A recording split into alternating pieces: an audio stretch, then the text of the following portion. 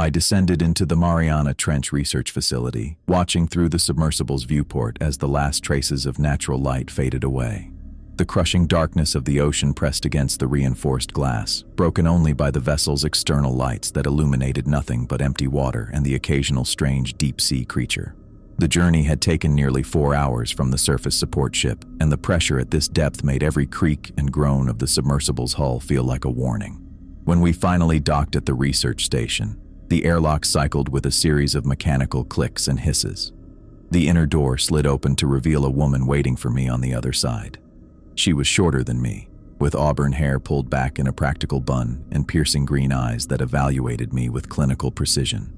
"Dr. Moreno, I'm Riley Hicks, Facility Coordinator." She extended her hand, which I shook firmly. "Welcome to Abyssal Station." "Thank you. Call me Edwin, please." Riley nodded and immediately handed me a laminated card about the size of an index card. "Before anything else, you need to read these. They're non-negotiable." I took the card, noting its worn edges that suggested frequent handling. On it were 6 rules, numbered and printed in bold red letters. 1. Log everything you do, see, or hear. 2. During alarms, put on your EVA suit and retreat to designated storage. 3. If you hear knocking, return the exact pattern, no more, no less. 4.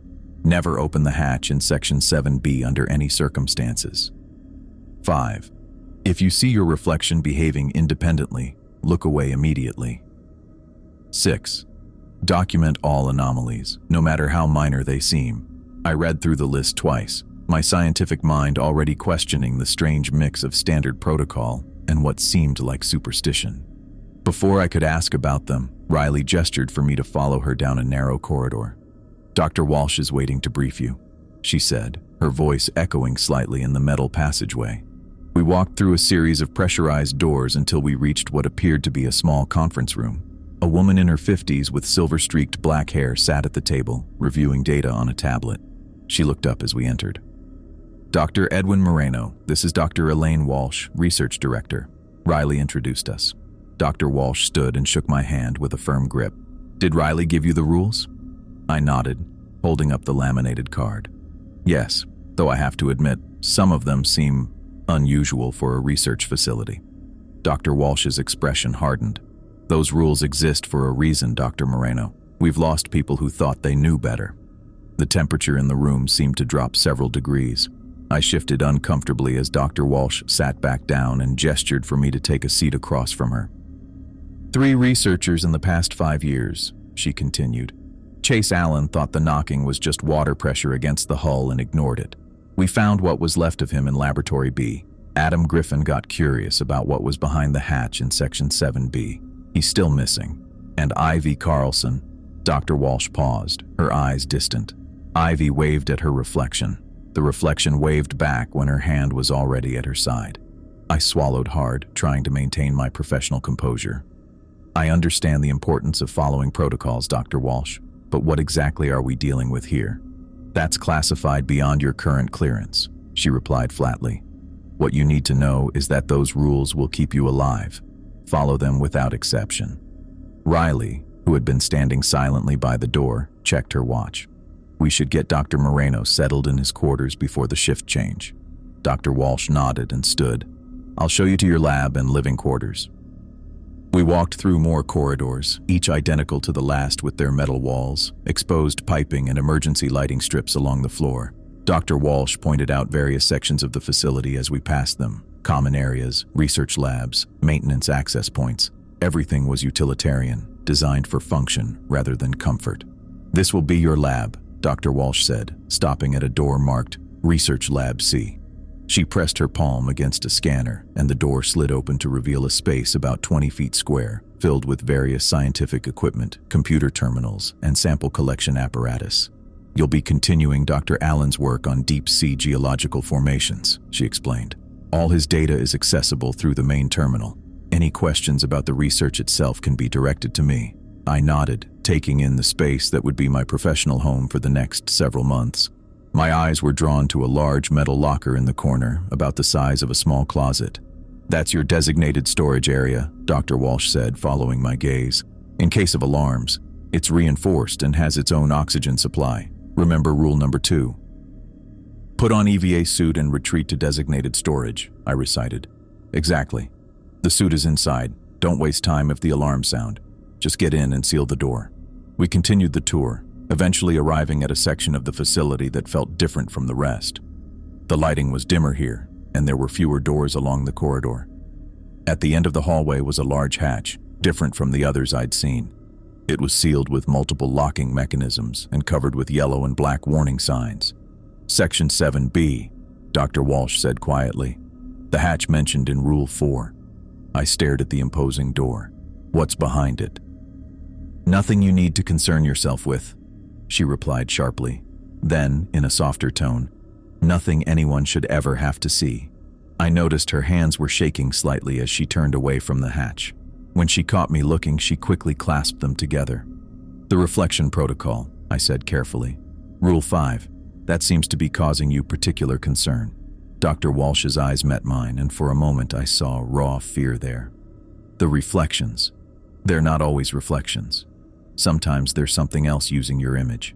If you ever see yourself move independently, even for a split second, look away immediately. Don't engage. Don't acknowledge it. Just document it and move on. Her voice had taken on an urgent quality that made the hairs on the back of my neck stand up. Whatever had happened with Ivy Carlson had clearly left a deep impression on Dr. Walsh. We finished the tour at my living quarters, a small but efficient space with a bed, desk, private bathroom, and small kitchenette. Get settled in, Dr. Walsh said. Your shift officially starts tomorrow at 0600. Riley will check in with you in the morning to help you get oriented with the daily routines. After they left, I sat on the edge of the bed, the laminated rules card still in my hand. I'd come to this facility expecting to study unique geological formations at the bottom of the ocean. My background was in marine geology, not whatever this was.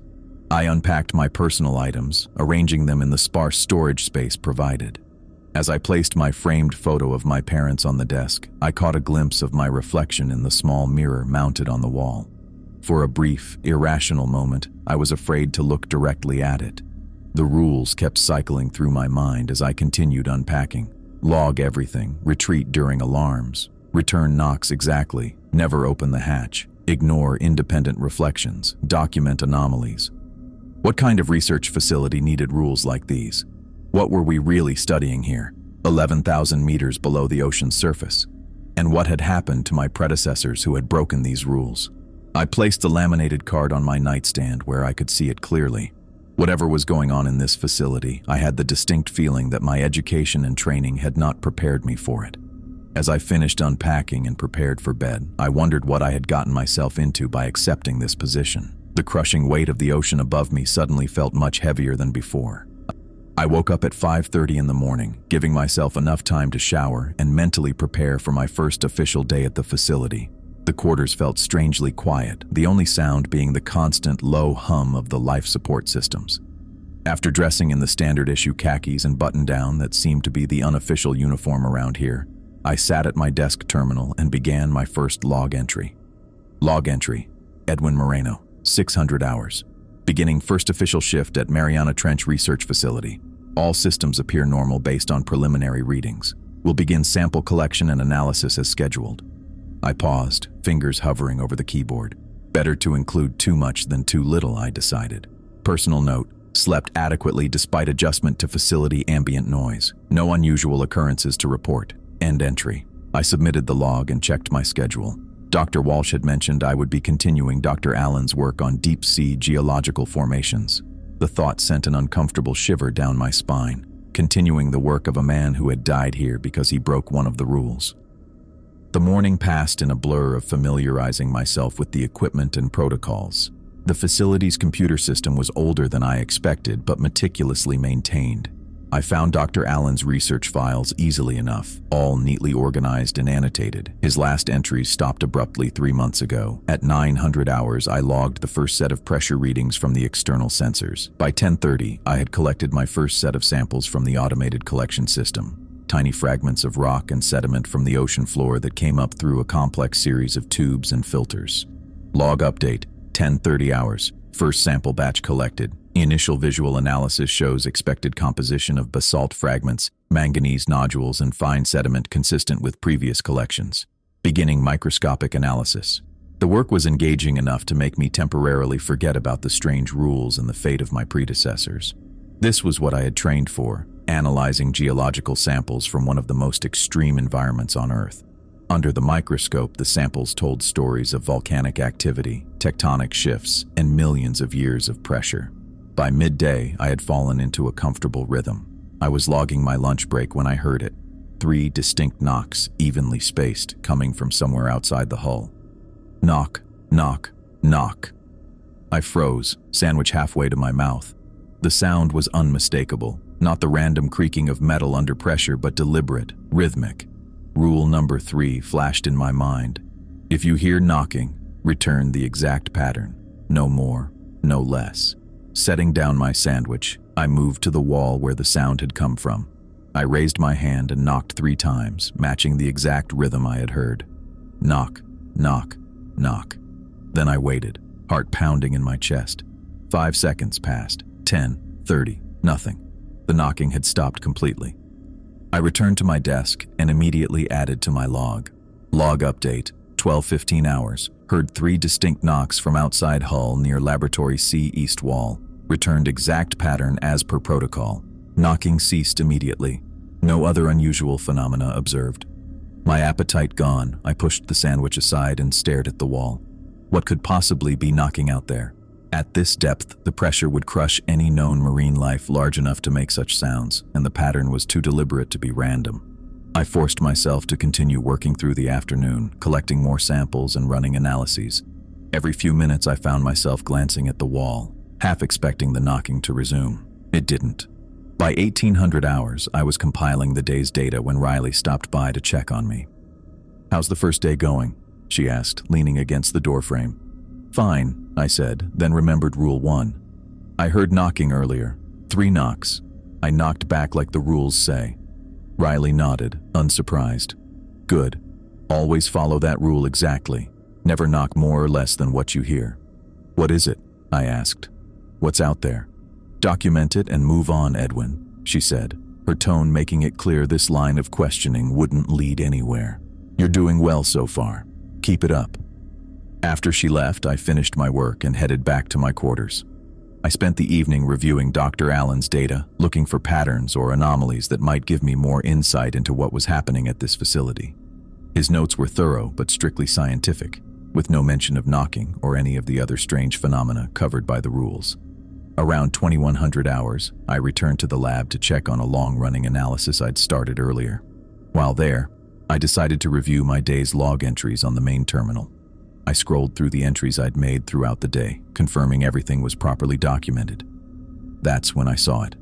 An entry time stamped at 1545 hours that I had no memory of creating.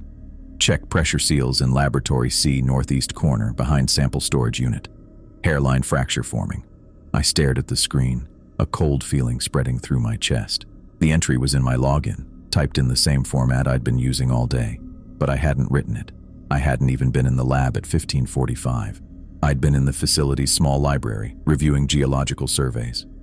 I checked the system logs. No one else had accessed my account. The entry had been created under my credentials from the terminal I was currently using. Rule 1, log everything. Rule 6, document all anomalies, no matter how minor. With shaking hands, I added a new entry. Log update, 2120 hours.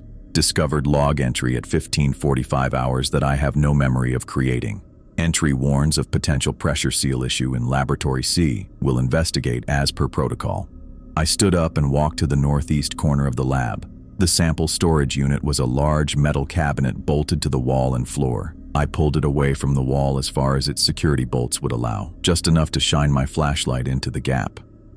At first, I saw nothing unusual, just the smooth metal of the hull.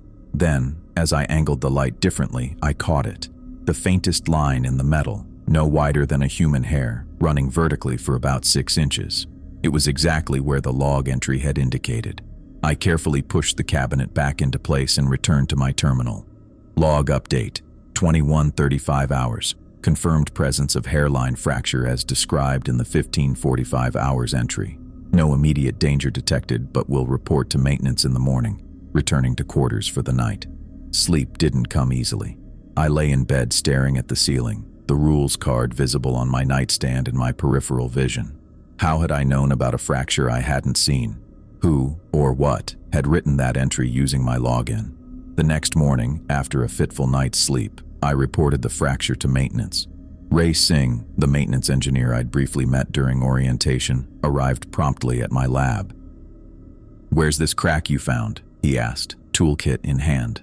I led him to the northeast corner and helped him move the cabinet. "There," I said, pointing with my flashlight. "It's small, but it's definitely there." Ray examined it closely, then nodded. "Good catch. Early stage, but these can get bad fast at this depth. How'd you spot it behind the cabinet?"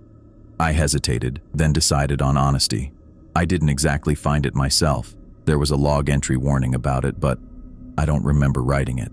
I expected surprise, skepticism, maybe even concern about my mental state. Instead, Ray just nodded again, already pulling tools from his belt. "Yeah, that happens around here," he said casually, selecting what looked like a specialized welding tool. "Logs often contain stuff we don't remember putting in. It's like the facility talks through us sometimes." He said it so matter-of-factly that I almost missed the implications. "Wait, this is normal? People regularly find entries they didn't write."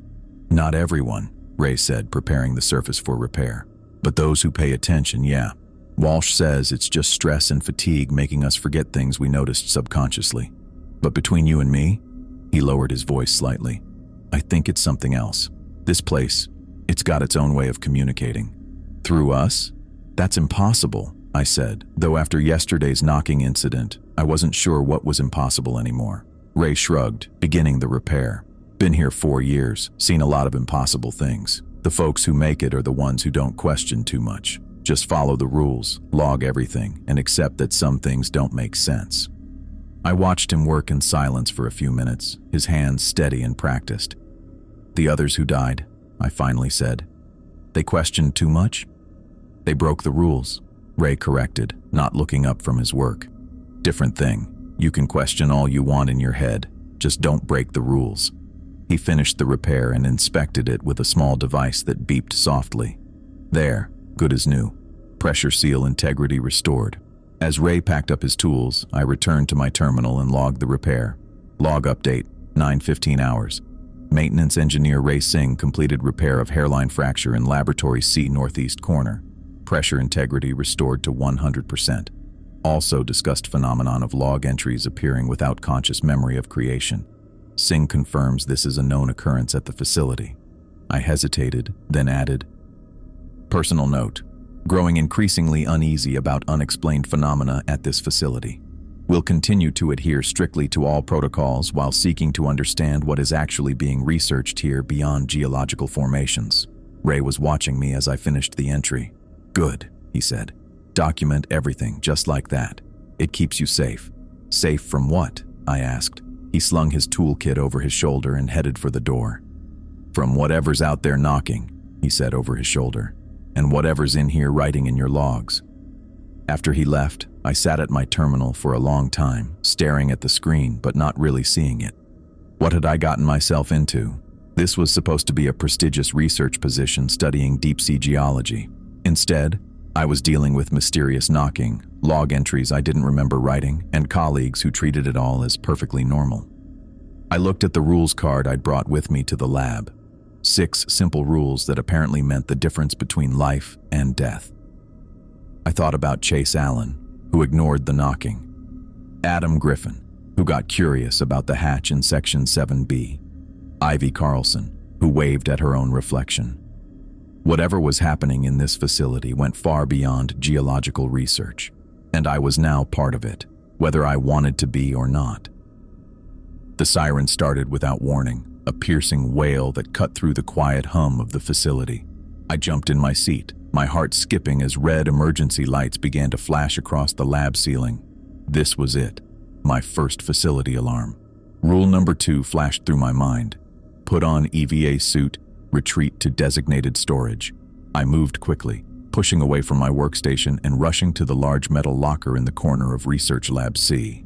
My hands shook as I yanked open the door and grabbed the EVA suit hanging inside. The material was thicker than I expected, designed to withstand extreme pressure. I stepped into it, pulling it up over my clothes, struggling with the tight fit as the alarm continued its relentless wailing. Come on, I muttered to myself, fumbling with the helmet seal. The suit was bulky, making my movements clumsy as I tried to secure everything properly. I'd practiced this once during orientation, but doing it under the actual alarm was different, more urgent, more real. With the helmet finally locked in place, I climbed into the storage locker, pulling the heavy door closed behind me. The space was cramped but not claustrophobic, just enough room to stand or sit uncomfortably. The locker's interior was reinforced metal, with its own oxygen supply system humming quietly beside me. A small rectangular window at eye level allowed me to see out into the lab. I took several deep breaths, trying to calm myself. Through the helmet's communication system, I could still hear the alarm, though muffled now. I checked my watch. 9:37 in the morning. I made a mental note to log this once it was over. Through the window, I watched as the lights in the lab dimmed, flickering erratically. Then I saw it, darkness seeping in from the corridor outside, flowing under the door like liquid shadow. But this wasn't just absence of light. It moved with purpose, with intention, spreading across the lab floor in tendrils that seemed to search, to probe. I held my breath, pressing back against the rear wall of the locker. The darkness pooled around equipment, sliding up table legs across countertops. It passed over my workstation where I'd been sitting just minutes before. One tendril approached the locker, and I felt a cold sweat break out across my forehead as it seemed to pause at the door, as if sensing my presence inside. For 20 minutes I stood frozen, watching the impossible darkness move through the lab. It defied physics, behaving more like a living organism than any natural phenomenon I'd ever studied. I couldn't look away, even as my scientific mind struggled to categorize what I was seeing. Then, as suddenly as it had begun, the alarm stopped. The darkness hesitated, then began to recede, pulling back from surfaces and equipment, flowing back toward the corridor like water down a drain. Within moments, the lab lights stabilized, and everything appeared normal again, as if nothing had happened. I waited 5 more minutes before opening the locker door, removing my helmet first to test the air. It seemed fine. I climbed out, removed the EVA suit, and hung it back in its place, my movements mechanical as my mind raced to process what I'd just witnessed. I went straight to my terminal and logged the event in detail, the time, my actions, and what I'd observed through the window. I described the darkness as accurately as possible, noting its apparent sentience. After submitting the entry, I sat back in my chair, staring at the screen. Later that afternoon, Dr. Walsh called me to her office. She sat behind her desk, her silver-streaked hair pulled back tightly, her expression grave. "I understand you experienced your first alarm today," she said, gesturing for me to sit in the chair across from her. "Yes," I replied, settling into the seat. "I followed protocol exactly as instructed." "Good," she nodded, tapping at her tablet. "That's why you're still here to talk about it. Not everyone has been so careful." She turned her tablet toward me. On the screen was security footage labeled 3 months prior. The date matched Chase Allen's final day at the facility. "Watch," she said simply. The footage showed Laboratory B, where Allen had been working. The alarm lights were flashing, but Allen wasn't moving toward his storage locker. Instead, he continued working at his station, glancing up at the lights with annoyed indifference. "He thought the alarms were just drills," Walsh explained as we watched. "He'd been here almost a year and decided the rules were flexible." On screen, the darkness began to seep into the lab, just as it had in mine. Allen finally noticed, standing up from his workstation with visible surprise. He backed away, reaching for his locker, but it was too late. The darkness surrounded him, enveloping his legs first. Allen's mouth opened in what must have been a scream as his body began to twist. I watched in horror as Allen's limbs bent at impossible angles. His spine arched backward until it snapped with an audible crack that made me flinch.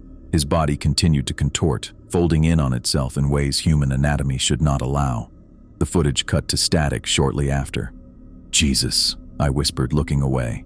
"This is why we have protocols," Walsh said, shutting off the tablet. "This is why the rules exist." I nodded, unable to find words. "There's something else you should know," she continued after a moment. Something that might help you understand the importance of Rule 3, the knocking. I looked up, waiting. 2 years ago, we hosted a tour for a local school, educational outreach program. Walsh's eyes grew distant. There was a girl, Ellen Roberts, 11 years old, curious, bright. During the tour, there was knocking. The teacher, Danielle Wells, ignored it. Ellen wandered off to investigate while the rest of the group moved on. Walsh paused, rubbing her temples. Ellen disappeared. We found her backpack outside Section 7B, but no trace of her. The strange thing was, by the next morning, no one remembered her. Not her teacher, not the other students. School records showed no Ellen Roberts had ever attended. Her parents' phone number led to a family who'd never had a daughter. That's impossible, I said. I'm the only one who remembers her, Walsh continued as if I hadn't spoken. I have a photo of her from the tour, but when I show it to others, they only see the other children. It's as if she's been erased from reality itself. I stared at her, trying to process what she was saying. How is that possible? I don't know, Walsh admitted. But I do know that following the rules keeps us safe from whatever is happening here. The knocking, the reflections, the hatch, they're all connected to something we don't fully understand yet. In the weeks that followed, I adhered rigorously to all protocols. I documented everything meticulously, returned knocking patterns exactly, and avoided looking at my reflection too long in any surface. The strange log entries continued to appear regularly, warnings about equipment failures, pressure changes, or structural issues that invariably proved accurate when investigated. One morning, I found an entry warning about a filter malfunction in sampling tube 3, scheduled to occur at 2:15 that afternoon. When I checked the tube at 1:30, everything seemed fine, but I replaced the filter anyway. At exactly 2:15, the old filter I'd removed burst from internal pressure. Had it still been installed, it would have contaminated weeks of samples. These predictive entries made me increasingly uneasy. How could someone, or something, know these events before they happened? I began to suspect that the facility's true purpose went far beyond studying geological formations. The equipment we used, the samples we collected, they seemed more like a cover for something else, something classified beyond my clearance level. During my 3rd week, I was reviewing data when Riley stopped by my lab. "How are you settling in?" she asked, leaning against the doorframe. "Fine," I replied, gesturing to my organized workstation. "Getting into a routine." "Good," she nodded. "Routine helps, keeps your mind focused on what matters." "Can I ask you something?" I ventured, turning my chair to face her fully. "Depends on what it is," she said with a slight smile. "These log entries that appear, the ones I don't write, what are they really?" Riley's smile faded. "They're warnings, Edwin. Consider yourself lucky to get them. Not everyone does." "But where do they come from?" She shook her head. "Above my clearance level, above yours too." I nodded, accepting the non-answer for now. "And the knocking?" "Just follow the rules," she said firmly. "That's all any of us need to know." As Riley left, my eyes drifted to the screen showing the facility map. Section 7B stood out to me, the forbidden hatch marked clearly with warning symbols. What lay behind it? What was so dangerous that simply opening it had cost Adam Griffin his life? These questions gnawed at my scientific curiosity daily. Each morning as I passed through the dimly lit corridor on my way to the lab, I found my eyes drawn to that section of the facility. I never approached it, never violated Rule 4, but I couldn't stop thinking about it. What kind of research facility has a door that can never be opened? What could possibly be so dangerous yet important enough to build an entire station around? I kept these thoughts to myself, focusing instead on my assigned work. I collected samples, ran analyses, and documented everything meticulously. But in quiet moments, when the facility hummed around me and the ocean pressed against the walls with its crushing weight, my mind returned to the hatch and what might lie beyond it. I learned about Adam Griffin on a Tuesday morning. Riley had mentioned him briefly during my first day, the researcher who got curious about the Section 7B hatch and disappeared. But it wasn't until my 5th week at the facility that I got the full story. "You've been doing well with the protocols," Dr. Walsh said, gesturing to the chair across from her desk. Her office was smaller than I expected, barely larger than my quarters, with walls lined with oceanographic charts and pressure readings. "I think you're ready to understand more about what happened to your predecessors." I sat down, noticing how the fluorescent light caught the silver streaks in her black hair. I appreciate that. I've been wondering about Griffin specifically. Walsh nodded, tapping at her tablet. Adam Griffin was brilliant. Geological specialist like you, but with a focus on tectonic activity. He'd been here almost 3 years when it happened. She turned the tablet toward me. The screen showed security footage of a corridor I recognized, the one leading to Section 7B. The timestamp read 3 years earlier. This is from the night he disappeared, Walsh explained. On screen, a man I assumed was Griffin walked down the corridor. He moved with purpose, checking over his shoulder occasionally. When he reached the hatch, he paused, running his hand along the edge. He'd been obsessed with the hatch for months, Walsh continued. Started hearing things behind it. Voices, he claimed. I watched as Griffin worked at the locking mechanisms, methodically disengaging them one by one. The footage quality wasn't great, but I could see the tension in his shoulders, the way his hands trembled slightly. Did no one try to stop him? I asked. Security protocols were different then. We didn't have constant monitoring of restricted areas. Walsh's voice carried a hint of regret. By the time anyone realized what he was doing, it was too late. On screen, Griffin pulled the hatch open. The camera angle didn't show what was beyond, just Griffin standing at the threshold, staring into whatever lay on the other side. He stood motionless for several seconds, then took a step forward and disappeared from view. The hatch swung shut behind him. We never found his body, Walsh said quietly. When security arrived, the hatch was sealed as if it had never been opened. I felt a chill despite the regulated temperature of the office. And no one's opened it since? No one's been that foolish. Walsh took the tablet back. But that's not all I wanted to show you. There was another incident 2 years ago. Dr. Blake was investigating unusual readings near Section 7B. She pulled up another video file. This one showed a woman in her 40s with short blonde hair walking down the same corridor. She moved strangely, her gait uneven, her head tilted at an odd angle. "What's wrong with her?" I asked. "We don't know. She reported hearing knocking from inside the hatch earlier that day, said she responded according to protocol, but the knocking continued for hours." Walsh's expression darkened. This was her, 12 hours later. On screen, Dr. Blake approached the hatch with jerky, unnatural movements. Her arms swung at her sides in a way that reminded me of a marionette. She didn't touch the locks or try to open the hatch. She just stood there, facing it, her back to the camera. Then, without warning, the feed cut to static. I waited for Walsh to fix the video, but she just watched me, gauging my reaction. "That's it?" I asked. "Not quite." She tapped the screen again. The static cleared, showing the same corridor. The timestamp indicated only 3 seconds had passed, but Dr. Blake was gone. The corridor was empty, the hatch undisturbed. She vanished? I couldn't keep the disbelief from my voice. Completely, no trace, like she never existed. Walsh set the tablet down, just like Adam Griffin. I sat back in my chair, trying to process what I'd seen. "And you think whatever's behind that hatch took them?" Walsh shook her head.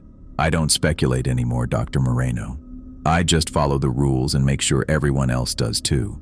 She dismissed me shortly after, leaving me with more questions than answers. I returned to my lab, the images from those security videos playing on repeat in my mind. During my 6th week, I was working late in Research Lab C. The facility operated on a 24-hour schedule, but the night shift was skeletal, just enough personnel to monitor critical systems. I often stayed past my scheduled hours, finding the quiet productive. I was analyzing sediment samples when I noticed movement in my peripheral vision. At first, I thought someone had entered the lab, but when I looked up, I was alone. The movement came from my darkened monitor screen, which had gone to sleep minutes earlier. I could see my reflection in the black glass of the screen, but something was wrong. While I sat perfectly still, my reflection moved. It was subtle at first, a slight tilt of the head that didn't match my posture. I froze, remembering Rule 5. If you see reflection behaving independently, look away immediately. But curiosity held me for a second too long. In that brief moment, I saw my reflection's mouth moving, forming words I couldn't hear. Its hands rose to the surface of the screen from inside, pressing outward as if against glass, eyes wide with desperation. I jerked my gaze away, heart pounding in my chest. Rule 5. Look away immediately. I stared at the floor, counting my breaths, trying to calm myself. Then I heard it. A soft tapping sound from the direction of the monitor. Tap, tap, tap, pause, tap, tap, tap. Please, came a whisper that sounded exactly like my own voice. Please look at me. I need to get out. I kept my eyes fixed on the floor, reaching blindly for my tablet to log the incident. The tapping grew more insistent. Edwin, my voice called from the monitor. I'm you. I'm trapped. Just look at me and I can get out. I fumbled with the tablet, typing without looking at the screen. Experiencing Rule 5 violation, reflection in monitor screen moving independently. Auditory component present, following protocol. The tapping turned to pounding. You don't understand. I'm trying to warn you. Look at me. I grabbed my tablet and backed toward the door, still avoiding looking at any reflective surface. The pounding followed me, jumping from the monitor to the polished metal cabinet to the small window in the lab door. They're lying to you. My reflection's voice grew desperate. What they're doing down here? I slammed the lab door shut behind me and hurried down the corridor to Dr. Walsh's office. She was still there despite the late hour, reviewing reports. Dr. Moreno. She looked up, immediately alert at my expression. What happened? Rule 5 violation. I managed, my voice shakier than I wanted it to be. My reflection. It was trying to talk to me. Walsh moved quickly, pressing a button on her desk. Alarm lights flashed in the corridor, but without the siren. Security will seal off Lab C, she explained. Standard procedure for a reflection incident. She guided me to a chair. You looked away? Didn't engage? I nodded. Yes, but it followed me, jumping between reflective surfaces, and it was speaking, trying to warn me about something. Walsh's expression hardened. They always try that approach, claiming to have important information, warnings. It's how they lure you in. What are they? I asked. Instead of answering, Walsh pulled out her tablet. I need to show you something else, about Ivy Carlson. She pulled up a personnel file with a photo of a woman with long black hair and amber eyes. Ivy was a brilliant biologist, specialized in deep-sea adaptations. She'd been here almost 2 years when it happened. Walsh swiped to a video file. This is security footage from her lab, 8 months ago. The video showed Carlson working alone at a station similar to mine. She glanced up at something off camera, then froze. Her expression changed from surprise to curiosity. She raised her hand slowly, as if waving to someone. She saw her reflection in a glass sample case, Walsh explained. It waved to her when she wasn't moving. In the video, Carlson approached whatever she was seeing, her hand outstretched. The camera angle changed to show her touching the glass surface of a sample case. Her reflection reached back, their fingertips meeting. She broke Rule 5, I said quietly. Walsh nodded. What happened next? She hesitated. It's difficult to watch. The footage showed Carlson's body suddenly jerking backward, her spine arching impossibly. Her limbs twisted at unnatural angles, bones visibly breaking through skin. Her torso began to invert, her skin pulling inward from her mouth, her body turning inside out in a grotesque, impossible contortion. I looked away, stomach churning. Jesus Christ. We found her like that, Walsh said, her voice flat, twisted inside out, every bone broken, every organ exposed. She turned off the tablet. That's what happens when you engage with your reflection. I spent the next few days avoiding all reflective surfaces. I covered the small mirror in my quarters with a towel. I kept my eyes down when passing windows or metal surfaces. I logged the incident in detail, as required by Rule 1, but found myself reluctant to review the entry later. During my 7th week, the strange incidents escalated. I woke one morning to find new log entries in my personal terminal, entries I had no memory of making. This wasn't unusual. I'd experienced the phenomenon since my first week, but the frequency and detail were increasing. One entry, time-stamped at 3:27 in the morning while I was asleep, contained specific warnings about pressure anomalies in Section 5, including exact measurements and recommended adjustments. When I reported this to maintenance, Ray confirmed the readings were accurate to the decimal point. How is this possible? I asked him as he worked on the pressure regulators. How can I know things I don't know? Ray shrugged, not looking up from his work. Been here 4 years and still don't have answers. Just more questions. The knocking also intensified. What had been occasional brief incidents became regular occurrences. 3 knocks became complex patterns, rhythmic sequences that sometimes continued for hours.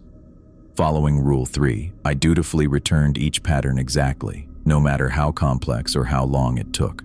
During one particularly lengthy sequence, Riley found me still knocking back patterns against the east wall of Lab C 2 hours after it had started. "How long has this been going on?" she asked, concern evident in her voice. 2 hours, 17 minutes, I replied, pausing only briefly before continuing the pattern. She watched me for several minutes. "This isn't normal, even for here." When the knocking finally stopped, my knuckles were raw and aching. I logged the incident immediately, noting the duration and increased complexity. Riley insisted I report to Dr. Walsh. I found her in the main control room, reviewing facility-wide readings with a frown on her face. "Dr. Moreno," she acknowledged me without looking up. Riley mentioned an extended knocking incident. I explained what had happened, the complexity, the duration, the fact that it had only stopped when I'd completed the entire sequence correctly. Walsh nodded, unsurprised. "The phenomena have been escalating since you arrived. Not just the knocking, all of it. The log entries, the pressure fluctuations near Section 7B, the darkness during alarms spreading further than before." "Since I arrived?" I repeated, a cold feeling settling in my stomach. "Are you saying I'm causing this?" "Not causing. Catalyzing, perhaps." Walsh finally looked at me directly. "These phenomena have existed since the facility was first constructed, but they intensify with each new researcher who joins the project. It's a pattern we've observed consistently." "Why?" Walsh sighed, suddenly looking much older than her years. "We have theories, nothing conclusive, but it seems to notice new arrivals, takes interest in them." "It?" I pressed. "Whatever exists down here with us," Walsh said quietly. "Whatever we're studying, or perhaps whatever is studying us." I returned to my quarters that night with Walsh's words echoing in my mind. "Whatever exists down here with us." I stared at the rules card on my nightstand, the edges worn from constant handling. 6 simple rules that kept us alive in the face of something science couldn't explain. I checked my terminal before bed, half expecting to find new log entries I didn't write. The screen was clear. As I turned to go, I caught a glimpse of movement in the blank screen. I looked away immediately, heart racing. Rule 5. If you see reflection behaving independently, look away immediately. I kept my eyes fixed on the floor as I backed away from the terminal. In the silence of my quarters, I heard a faint tapping from the direction of the screen. Tap, tap, tap. I found the classified files on a Thursday morning during my 8th week at the facility. They were tucked between 2 standard equipment manuals on my desk, a manila folder with red border markings that immediately identified it as restricted access. Vernon Hernandez, our security chief, had been in my lab earlier checking the reinforced door seals, standard procedure after the reflection incident in week 6. He must have set the folder down while inspecting the northeast corner and forgotten it completely. I hesitated before opening it. The facility had rules about everything, and while there wasn't a specific rule about classified documents left in plain sight, I knew touching them would cross an unspoken boundary. But after 7 weeks of knocking sounds, mysterious log entries, and watching footage of my predecessors dying horrific deaths, my need for answers outweighed my caution. The folder contained 15 pages of technical documents and a cover sheet with Mariana Containment Facility, Operation Deep Watch, printed across the top, not Mariana Research Station, as I'd been told during recruitment. Containment. The word made my stomach tighten. I flipped through the pages quickly at first, then more slowly as the information sank in. Diagrams of the facility showed it wasn't built primarily for research, but as an elaborate containment system. The entire structure formed a complex geometric pattern when viewed from below, interlocking circles and lines creating what one notation called a dimensional barrier. Section 7B wasn't just a restricted area. According to the documents, it housed monitoring equipment positioned directly above what they called the anomaly, something discovered during initial deep-sea exploration that defied scientific explanation. The documents described it as a localized breach in dimensional integrity and potentially sentient non-Euclidean entity. One page contained handwritten notes from Dr. Walsh. Entity appears to communicate through reflection, pressure variations, and temporal displacement. Researchers report receiving information from future versions of themselves. Hypothesis: entity exists partially outside our normal time flow. I sat back in my chair, mind racing. The mysterious log entries I'd been finding, warnings about equipment failures that hadn't happened yet, precise measurements I couldn't have known, weren't hallucinations or facility quirks. They were messages from future versions of myself, somehow communicating backward through time. The 6 rules weren't safety measures. They were containment protocols designed to prevent whatever was down there from escaping into our world. The knocking was it, testing for weaknesses. The reflections were attempts to cross over. The hatch in Section 7B likely sat directly above the anomaly itself. I heard footsteps approaching in the corridor and quickly gathered the papers, shoving them back into the folder. Vernon appeared at the doorway, his normally composed face showing clear alarm.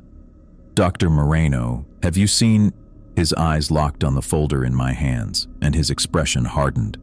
"That's classified material." "You left it on my desk," I said, holding it out to him.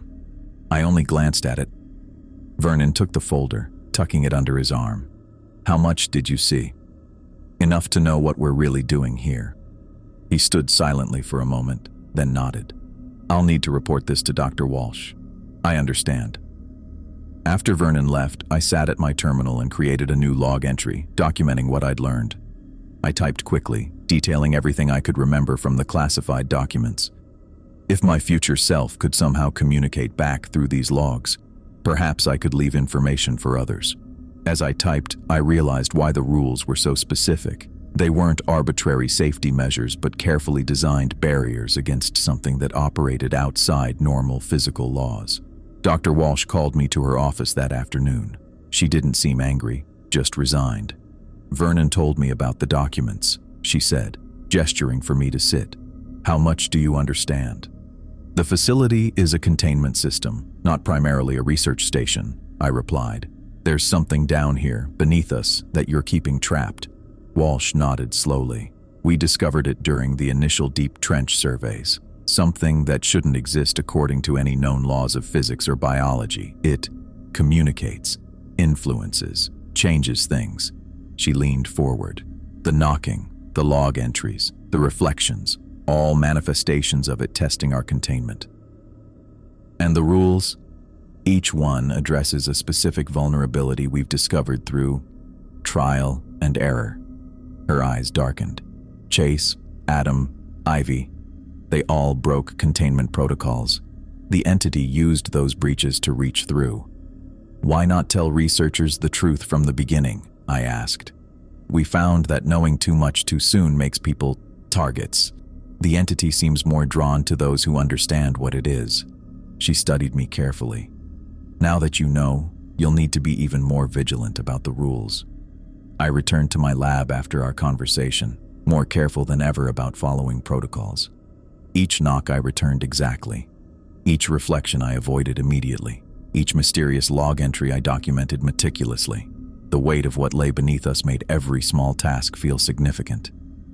During my 9th week, on Tuesday at 3:17 in the morning, I woke to the facility-wide alarm. Not the warning siren I'd heard during previous incidents, but a deep, pulsing klaxon that seemed to vibrate through the metal walls themselves. Red emergency lights flashed in my quarters as the automated system announced, "Complete system failure. All personnel implement containment protocols immediately." I grabbed my rules card from the nightstand and ran for Research Lab C in my sleep clothes, heart pounding. The corridors were chaos, researchers rushing to their designated areas, security personnel shouting orders. I passed Riley in the hallway. She grabbed my arm briefly. "Get to your locker," she said, her face pale in the flashing red light. "Don't come out until the all clear, no matter what you hear." I nodded and continued running. When I reached Lab C, I went straight to the EVA suit locker, pulling the heavy protective gear over my t-shirt and sweatpants. My hands shook as I sealed the helmet, checking the oxygen supply twice before climbing into the storage locker and pulling the reinforced door shut behind me. Through the small rectangular window, I watched as the lab lights flickered and died completely. The emergency lights continued to pulse red, casting strange shadows across the equipment. The darkness I'd seen during my first week began seeping under the door, but this time it moved with greater purpose, not exploring but surging forward with intent.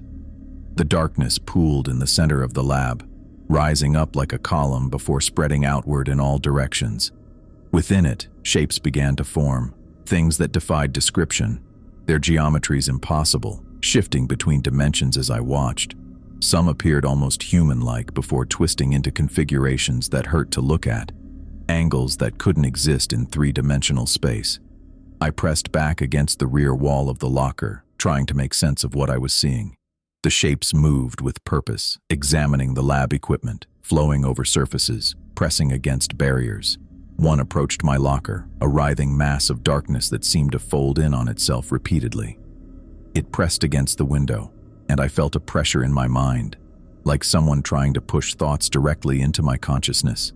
Images flashed before me, the ocean floor splitting open, the facility collapsing, something vast and ancient rising toward the surface.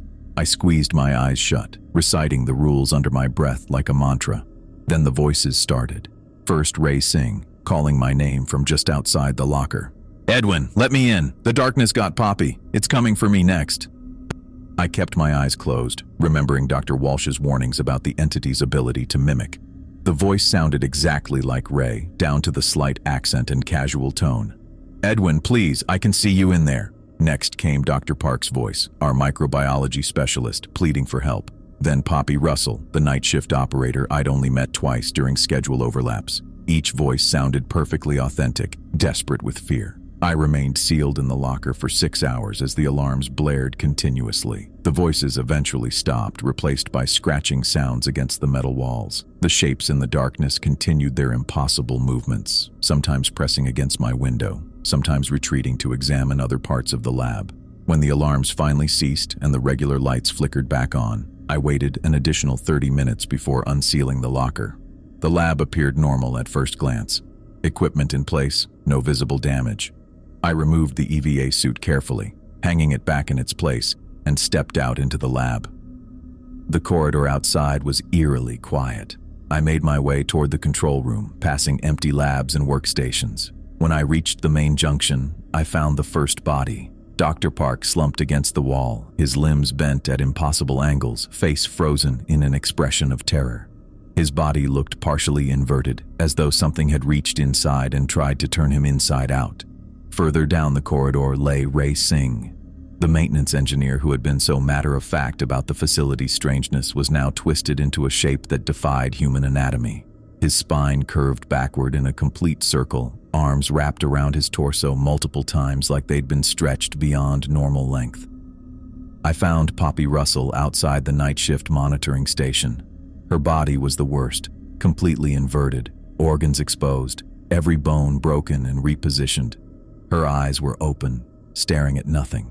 Dr. Walsh stood in the control room, surrounded by security personnel, including Vernon. She looked exhausted but unharmed. "You followed protocol," she said when she saw me. Not a question, but a statement of fact. I nodded. "What happened?" "The entity beneath us woke up, for lack of a better term." Walsh gestured to the monitoring screens showing various sections of the facility. Most displayed static or distorted images. It tested our containment more aggressively than ever before. Those who stayed in their designated safe areas survived. Those who didn't. She didn't need to finish the sentence. "How many?" I asked quietly. 7 dead. 3 missing. Walsh's voice was flat, clinical. "We've lost people before, but never this many at once." I thought about Ray, who'd fixed countless problems around the facility with unflappable calm. About Poppy, who I barely knew but who had monitored the facility through countless night shifts. About Dr. Park, whose research on deep-sea microorganisms I'd read just last week. "Will it happen again?" I asked. Walsh looked at me with tired eyes. "It always happens again, Dr. Moreno. The only question is when and whether we'll be ready." She turned back to the monitors. "The facility will need extensive repairs. We've called for an emergency resupply submersible with additional personnel." I returned to my quarters, sitting on the edge of my bed with the rules card in my hand. The worn edges seemed more significant now, evidence of how many researchers had held it before me, how many had relied on these 6 simple rules for survival. I understood now that I wasn't just researching the Mariana Trench. I was part of a containment team for something ancient and dangerous that existed beneath the ocean floor, something that defied our understanding of reality itself. I placed the card carefully back on my nightstand and lay down, staring at the ceiling. Sleep wouldn't come easily, not with the images of my dead colleagues fresh in my mind, but I knew I needed rest. Tomorrow would bring repairs, reports, and the constant vigilance required to keep whatever lurked below us from breaking through again. I packed the last of my personal items into my duffel bag. 10 weeks had passed since I first descended to this facility in the Mariana Trench, and now my assignment was complete. The submersible would arrive within the hour to take me back to the surface.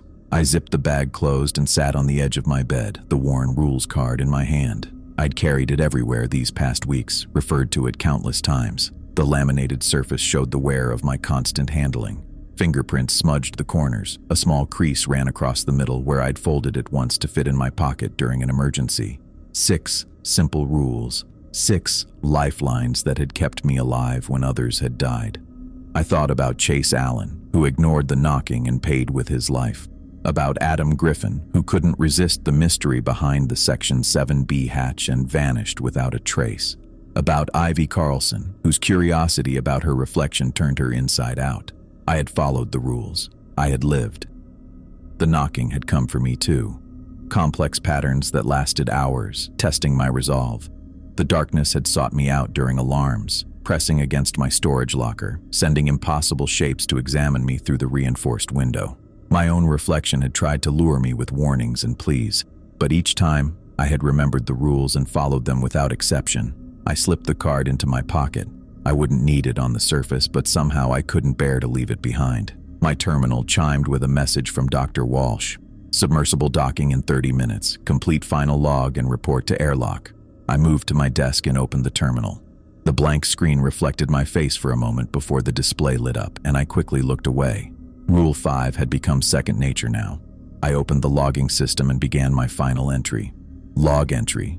Edwin Moreno, Week 10, Day 5, Final Report. I typed. Assignment completed as scheduled. All geological samples cataloged and stored according to protocol. Data analysis complete and uploaded to central server. I paused, considering what to include next. This wasn't just a routine log entry. Future researchers would read this. People who would take my place in this facility needed to know. During my 10-week assignment, I have observed multiple containment anomalies as documented in previous logs. I have followed all 6 facility rules without exception and strongly advise all future personnel to do the same. These rules are not arbitrary safety measures. They are containment protocols designed to protect against an entity that defies our current scientific understanding. I continued typing, detailing the knocking incidents, the mysterious log entries that came from my future self, the reflection that moved independently, and the containment breach that killed 7 colleagues. I described how the entity communicated through temporal displacement, how it tested the facility's weaknesses, how it seemed to study us as much as we studied it. This facility is not a research station, I wrote. It is a containment system for something ancient and dangerous that exists beneath the ocean floor, something that operates outside our understanding of physics and biology, something that can alter reality itself. I submitted the log and closed the terminal. My watch showed 20 minutes until the submersible arrived. I took one last look around my quarters, the small bed where I'd lain awake so many nights, the desk where I'd documented countless anomalies, the bathroom mirror I'd kept covered with a towel. I picked up my duffel bag and walked through the door, not looking back. The corridors were quiet as I made my way toward the airlock. Most of the surviving staff were busy with repairs after the breach. The facility felt different now, not just a workplace but a battlefield where we'd fought something beyond comprehension and barely survived. Dr. Walsh waited for me at the airlock, her silver-streaked hair pulled back in its usual tight bun. Her face showed the strain of the past 2 weeks, new lines around her eyes, a tightness to her mouth. "Dr. Moreno," she said, extending her hand. "Your replacement arrives on the incoming submersible." I shook her hand. "Have you told them what they're really getting into?" "They know enough to follow the rules," she replied, "just as you did." I nodded. I understood now why they couldn't tell new arrivals everything from the beginning. Knowledge made you a target. The entity noticed those who understood it. "I've prepared this for you to deliver to headquarters," Walsh said, handing me a sealed envelope with red border markings. "It contains my full assessment of the recent breach and recommendations for strengthening containment." I took the envelope and placed it carefully in my inside jacket pocket. "Will the facility recover?" "It always does," Walsh said with a tired smile. "We rebuild, we adapt, We continue. Whatever is down here has been here for millennia. Our job is to make sure it stays here. The airlock indicator light changed from red to green, signaling the submersible had docked. Walsh pressed her palm to the scanner, and the outer door slid open with a hiss of equalizing pressure. "Good luck, Dr. Moreno," Walsh said. "Remember what you learned here." I stepped into the airlock, my duffel bag in hand. The inner door closed behind me, sealing Walsh and the facility away. After a moment, the outer door opened, revealing the submersible's entry hatch. I climbed inside, stowed my bag, and took my seat. The pilot nodded to me but said nothing as he began the departure sequence. The submersible detached from the facility with a metallic clunk that reverberated through the hull. We began to rise. Through the small viewport, I watched the facility lights grow smaller below us. The massive structure that had been my home for 10 weeks, with its laboratories, corridors, and the mysterious Section 7B, receded into the crushing darkness of the deep ocean. I pressed my hand against the cold glass of the viewport. Down there, beneath the ocean floor, something ancient and impossible continued to exist. Something that knocked on walls, wrote messages from the future, and reached out through reflections. Something that had killed my colleagues and tested me repeatedly. The facility lights became tiny pinpricks, then vanished completely as we ascended through the black water. I leaned back in my seat and closed my eyes, feeling the weight of the ocean pressing down all around us. I was going home. I had survived my encounter with whatever lurked in the impossible depths below. But I knew the rules card in my pocket would stay with me forever, a reminder that some mysteries remain beyond human comprehension, and sometimes survival depends not on understanding, but on acceptance.